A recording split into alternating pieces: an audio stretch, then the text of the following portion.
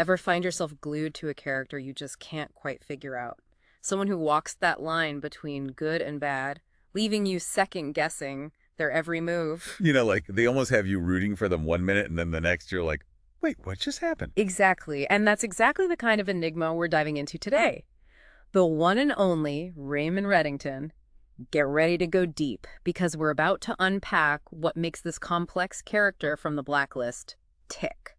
And let me tell you, what's so brilliant about how the Blacklist portrays Reddington is that he turns the whole crime procedural genre on its head. He really does. He's not just some mastermind, lurking in the shadows.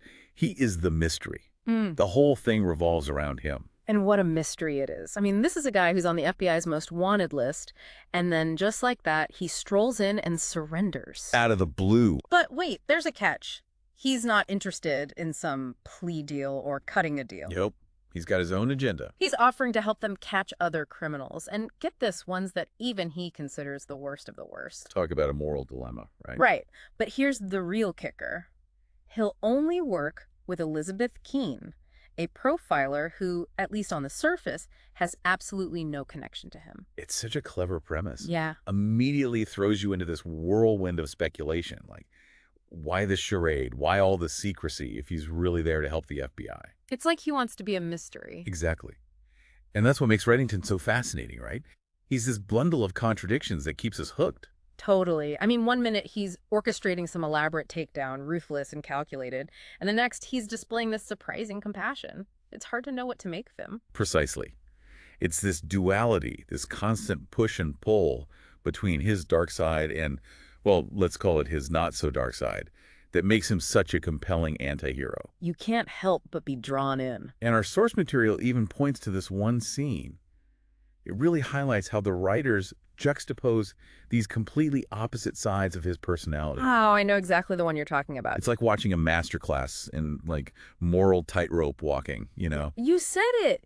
You're constantly trying to figure him out, put him in a box, good or bad, but he just evades you every single time. And honestly, that's what makes characters like Reddington so captivating, right? Yeah. As humans, we're just wired to be drawn to complexity. It's true. We're fascinated by characters who challenge our neat little definitions of right and wrong. Exactly. And what's even more intriguing is how his whole persona, that carefully constructed air of control, of dominance, it seems to crack just a little when it comes to Elizabeth Keene. Ooh, good point. It's like she has this way of getting under his skin, of breaking through those walls he's built around himself. You're right. It's like she can see right through him.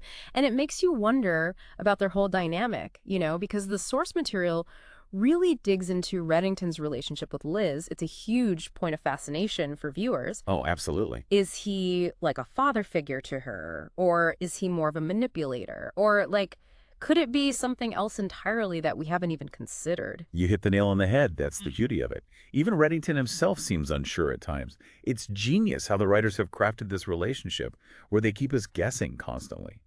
You can't just slap a label on it. Nope. It's this whole mix of protectiveness and manipulation and this strange kind of affection that's hard to define. It really is. And that's where it gets really interesting because those cracks in his persona, the ones we were just talking about, they mostly seem to happen around Liz. It's like she has some sort of power over him. Exactly. She has this uncanny ability to pierce those walls he's so carefully constructed around himself. And it's in those moments, those raw, unguarded exchanges, that we catch these glimpses, these little hints about his past, his capacity for real connection, maybe even his regrets. Yeah, it's almost like, as the source material kind of hinted at, maybe Liz represents something he's lost. Or even like a chance at redemption he thought was gone forever. And a powerful concept. It makes you think about all those secrets he's hiding and how some of them might explain this almost like paternal instinct to protect her at all costs. Definitely. And it's questions like these that have fueled countless fan theories, right? Oh, yeah. Because the show taps into our natural curiosity about what makes people tick.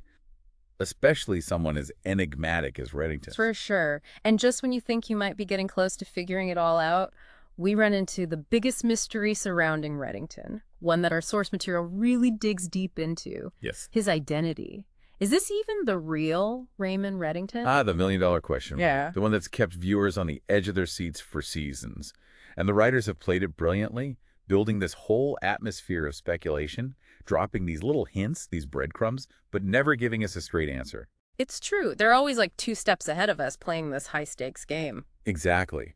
And our source material really highlights how they do this, weaving together all these different timelines, introducing characters with conflicting stories, even messing with the idea of mistaken identity. It's masterful. It really is. Like, remember that time we were all convinced we'd finally cracked the code about his connection to Liz, and then bam, Oh. the rug was pulled out from under us. Classic Blacklist. I've got to hand it to the writers. They really know how to keep us coming back for more. They do. And it's a testament to the show's brilliance that even after we've analyzed it, dissected every episode, every little clue, that element of mystery remains. That desire for more. It really is incredible, isn't it? How they manage to keep us guessing like that. But it does make you wonder, if we don't even know for sure who he is, can we ever really understand why Raymond Reddington does the things he does? That is the million-dollar question, isn't it? It's like the writers are challenging us to look beyond the surface, go beyond just the crimes and the schemes and try to understand those deeper motivations driving him. Because if we're missing a piece of the puzzle, if we don't have the whole picture of who he is. Can we ever truly grasp the complexity of his actions? It's exactly. It's like we're trying to solve a puzzle, but some of the pieces are missing, or maybe even like deliberately hidden. Ooh, I like that. And maybe, just maybe, that's the whole point. Like the source material suggested, what if Reddington's true identity isn't meant to be this big reveal, but more like a journey of exploration? That's a really interesting way to look at it. Right. Yeah, because it brings us back to this idea of identity being so central to the Blacklist. Oh, absolutely. It's not just about uncovering who Reddington really is, but also about recognizing how fluid identity can be in the first place. Wow, I never thought of it like that before. That's a really good point. So for us as viewers, as people who are completely enthralled by this character, what does it all mean? How should we be approaching Raymond Reddington? I think it's an invitation to question our assumptions. Every time we think we've got him figured out, that rug gets pulled out from under us. Every time. Right.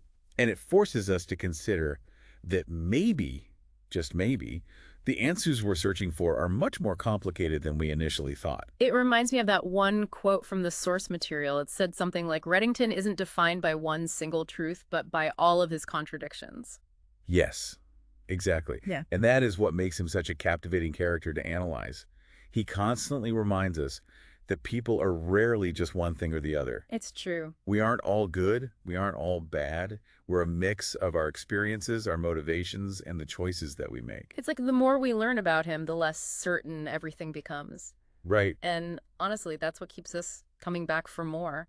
It is. It's because Raymond Reddington is this puzzle we can't help but try to solve, even though the answer seems to be constantly shifting. He really is. He's proof that sometimes the most fascinating characters are the ones who leave us with more questions than answers. Without a doubt.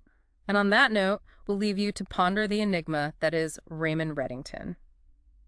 This has been The Deep Dive, and we'll catch you on our next Deep Dive.